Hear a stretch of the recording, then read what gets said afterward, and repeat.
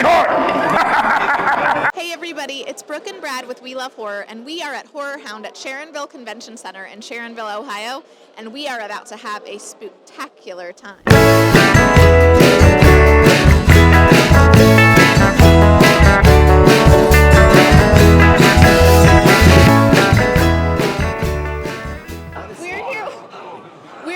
David to see his amazing costume. Did you make this or buy it? I bought him. It's Molly Zombie, and she is awesome. You have to come to Dent Schoolhouse so you can be scared by this guy. The mask is scary. What do you do with the scooper? Is it a weapon? Night at 7 and close at 12. Oh, okay. So we're nice. open pretty late night, and as far as tomorrow, same routine for the next few weeks. You know, the Dent Schoolhouse is on it. So you never know if it's an actor or if it's actually the ghost. Right. I mean, you never know what's lurking around the corners there. Especially this year. Thank you.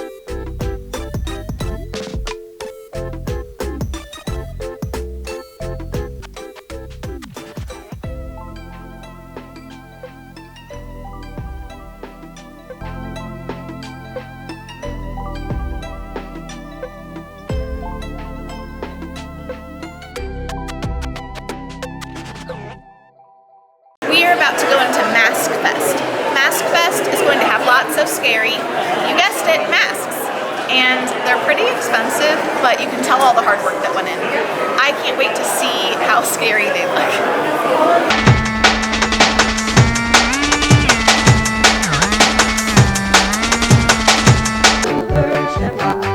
It's almost time, kids.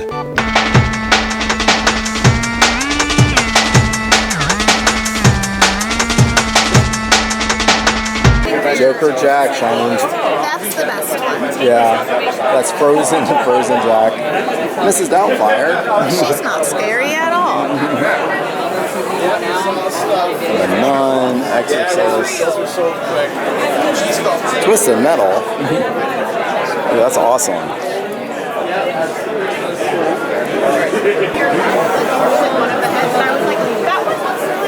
But it looks normal, it's not scary.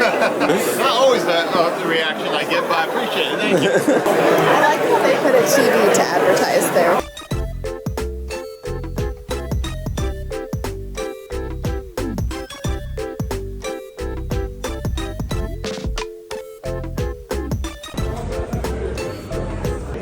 There are a lot of really interesting people you can meet here at HorrorHound. Oh wait, I messed up.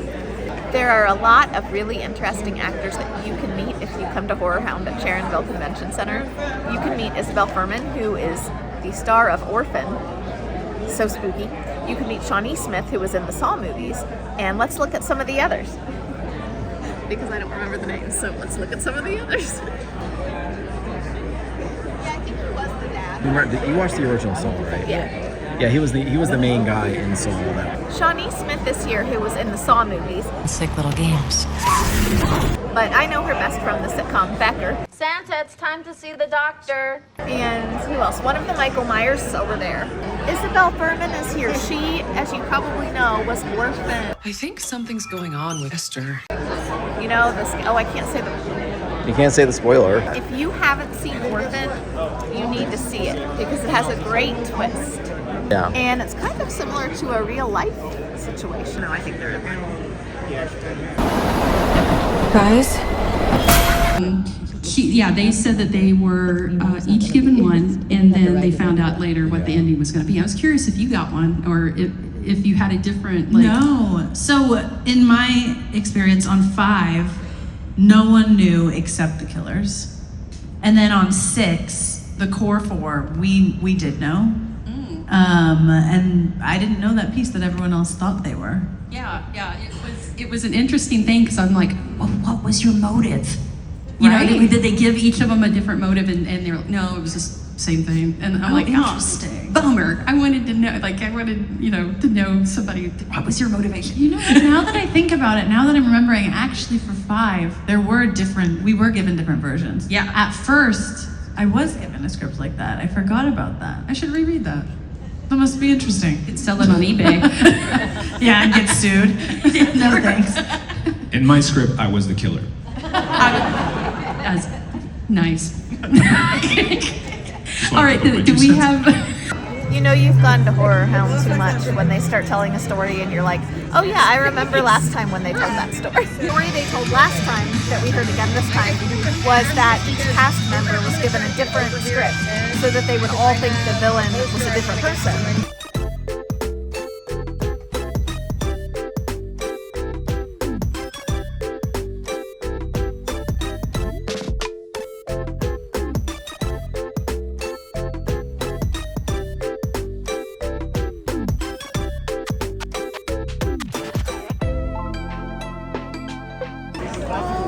Who would you want to meet? I'm trying to decide between HorrorHound, because that was scary, or the thing is, I really love the movie Get Out. Yeah, that's a good one. But Shauna Smith, so I've seen her in horror movies, but I really loved her in Becker, which was a sitcom, so it's not really in line with the HorrorHound thing. But what am I supposed to say? I loved your character because she was so dumb. I might also be tempted to meet the original, one of the original Michael Myers, just because it's classic, you know. It is classic. Something for you. And then they have like, here's what it costs, and then like nobody comes to see you.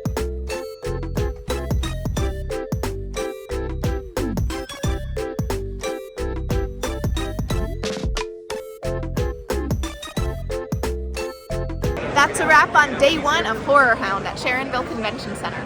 We'll be back tomorrow for day 2, so join us then. For day 2 of HorrorHound, I am wearing my Horror Kitty t-shirt that has various horrible characters on it.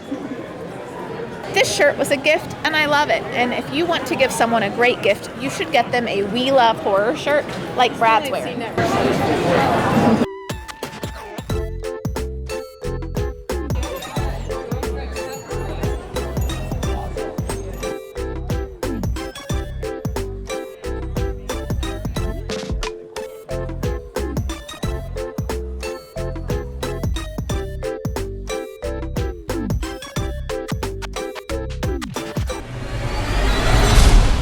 I thought we were having a conversation.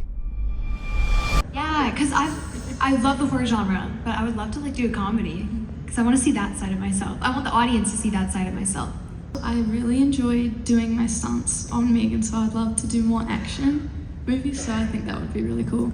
Okay, so my dream role when I was younger, one of the first animated films that I ever watched was a film called Thumbelina. My dream role would be Thumbelina.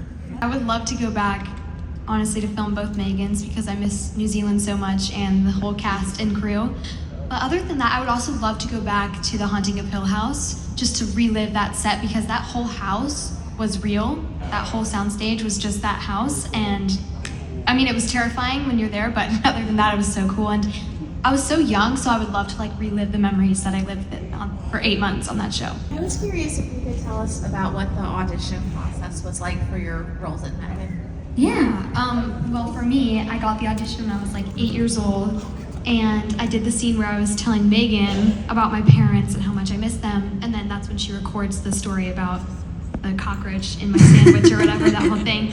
And then I got a call back, and I think it was like the same scenes, and then on my 9th birthday, my manager and agents called me on a Zoom and they were like, you booked Megan. I was like, oh my gosh, what a great 9th birthday present. So that was kind of my audition process. And then I just had a little meeting with our director, Gerard Johnstone, which was awesome. And I could not wait to go to New Zealand because a couple months before I heard where we were filming, my dad told me that's where The Lord of the Rings was filmed in New Zealand, and those are my favorite movies ever. So I was like, no way that I get, like, what are the odds that we get to film there? And I got to go to the Shire, which was awesome.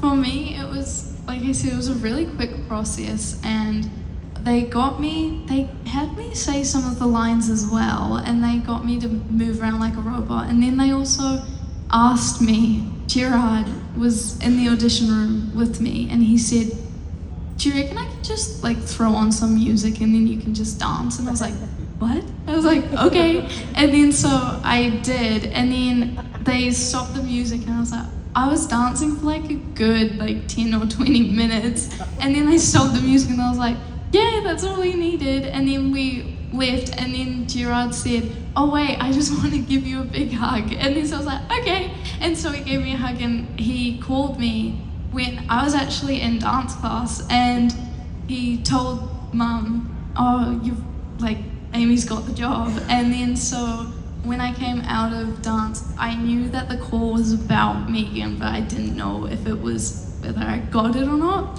And I remember getting in the car and Mum told me that I got the role, and I was just so happy. Yeah, for me, my process was really just getting the brief. Thought it was a video game. Got the script, got like a very small, brief, detailed description about her as like AI robot. Kind of, that's really all it said. It really wasn't that detailed at all. And I read for it in my closet floor, sent in my audition, and then a couple weeks later, I got they basically said like, "Hey, can you read some more lines?" So they read some more lines and they asked me to sing. That's when I sang "Tell Me Your Dreams" and redid Gerard's version. And then I was asked to talk about Megan on a Zoom with Gerard, and I assumed that was just what we call in acting like a director session, so that doesn't mean that you booked it. And then that's where I found out that I booked it, and he told me when he apparently wasn't supposed to tell me. And then I called my manager and I was like, "Hey, I think I booked it, but I'm not sure, because usually you're supposed to call me." And then she called them and made sure that I did book it, and then I ended up booking it, and then that was it. I'm really looking forward to Shelby Oaks. You never know, these could turn into something good. You saw the trailer with weapons. Like, that's huge. I love it. That's huge.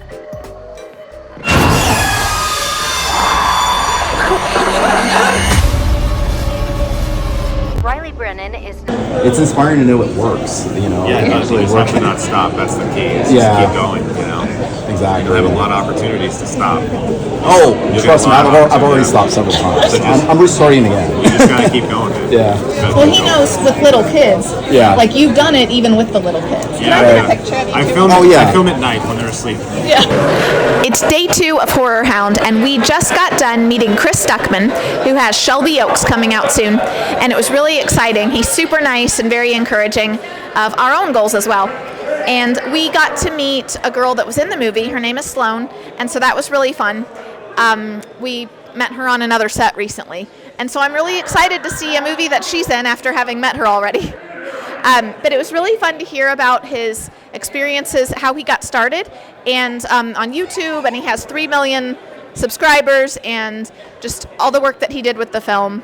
And so I hope that you guys watch Shelby Oaks and enjoy it as much as we will. So guys, while I was in the bathroom, I saw a flyer for this movie, and I wanted to talk about it, but not in the bathroom. So it's called The Man with the Black Umbrella, and it's about a murder, and I think it's going to be really good. And I wanted to show you right here, if you can get really close and see that amazing detail. What do you think that is? It's a man with a black umbrella. As someone who also likes true crime, I want to know, what about this murder shouldn't be solved? It's very intriguing.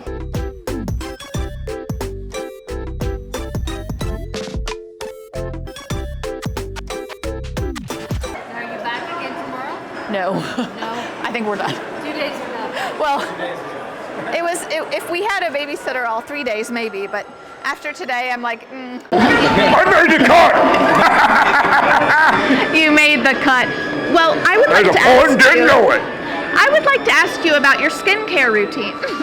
Well, there ain't, man. There's nothing. Too much sun will do this to you. Thank you so much. No, you're very welcome. And have a great time here at Cedar Point. Well, that's it for our time at HorrorHound. I'd like to know from you guys, who would you love to see at HorrorHound? Whether it's a director, a writer, an actor, tell us who you hope will be here next year.